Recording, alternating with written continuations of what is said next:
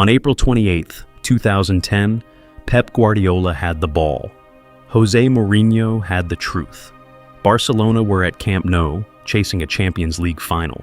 They had Lionel Messi, Xavi, Andrés Iniesta, Sergio Busquets, Dani Alves, and the most admired football system on earth. They had possession. They had territory. They had the crowd. They had the image of control. Inter Milan had 10 men. Thiago Motta had been sent off in the first half. Mourinho's team were pushed deeper and deeper, defending like their lives depended on it. Barcelona won the match 1-0, but Inter won the tie, 3-2 on aggregate. And when the final whistle came, Mourinho sprinted across the Camp Nou grass like a man who had not just survived Barcelona, but revealed something football did not want to hear.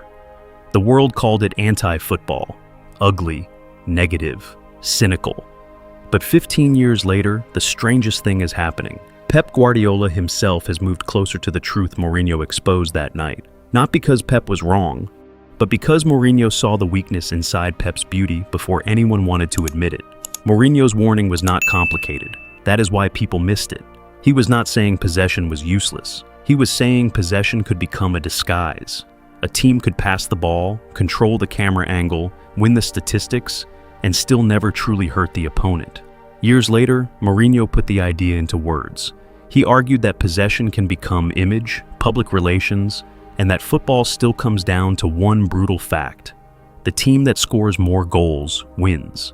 People laughed because it sounded too simple, but Mourinho was never trying to sound modern. He was trying to sound true.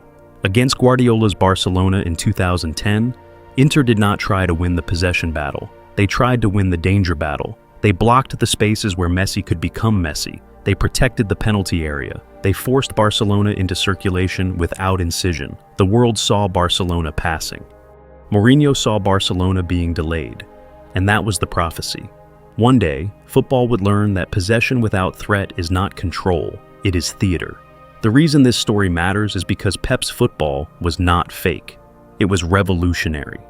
In 2008 to 2009, Guardiola's Barcelona won the treble, La Liga, the Copa del Rey, and the Champions League. They did not just collect trophies, they changed how football talked about intelligence. Suddenly, every pass had a purpose. Every player occupied a zone. Every triangle created a new angle. The pitch became a chessboard, and Barcelona moved across it like they had already seen the next 5 moves. Xavi controlled rhythm. Iniesta escaped pressure. Busquets made danger disappear before it arrived. Messi, as a false nine, destroyed the old idea of what a striker could be. This was not just beautiful football. It was domination through structure. And the world copied it. Academies copied it. Coaches copied it. Analysts explained it. Fans worshipped it. Possession became proof of superiority. If you had the ball, you were evolved. If you defended deep, you were outdated. That was the age Pep created. But every great football idea has the same problem. Once everyone understands it, everyone starts building ways to kill it. The world thought Mourinho hated Pep's football, but the real story is deeper. Mourinho did not hate the beauty. He hated the illusion that beauty automatically meant danger. That illusion followed football for years. Spain felt it in 2018 against Russia. They had the ball. They passed over and over. They finished the game 1-1 and lost the penalty shootout 4-3. The possession was overwhelming. The danger was not. Then Spain felt it again in 2022 against Morocco. Luis Enrique's team had 77% possession and 926 accurate passes. The game finished 0-0. Morocco won on penalties, 3-0. Spain did not lose because they forgot how to pass. They lost because Morocco decided where Spain were allowed to pass, and that is the difference Mourinho understood. The world thought the problem was a lack of patience, but the real problem was a lack of threat. The ball is not dangerous just because it moves. It is dangerous when it moves the opponent somewhere they do not want to go.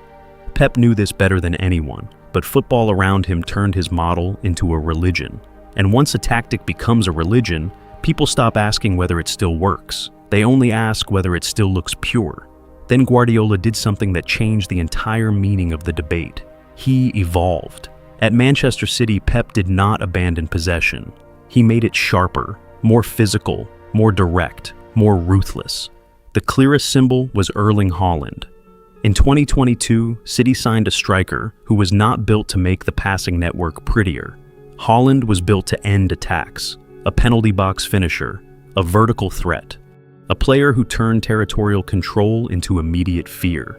In 2022-23, Manchester City won the treble, Premier League, FA Cup, and Champions League. And suddenly, Pep's football did not look like pure Barcelona anymore. It had structure, yes, but it also had power, directness, set-piece danger, transitions, a striker who punished one mistake in 1 second. That was the truth revealed. Mourinho had not defeated Pep's idea forever in 2010, but he had exposed the question Pep would eventually have to answer. What happens when possession stops hurting? Pep's answer was not to become Mourinho, it was to absorb the lesson. He kept the control, but removed the vanity. He kept the passing, but demanded aggression. He kept the structure, but added a killer at the end of it.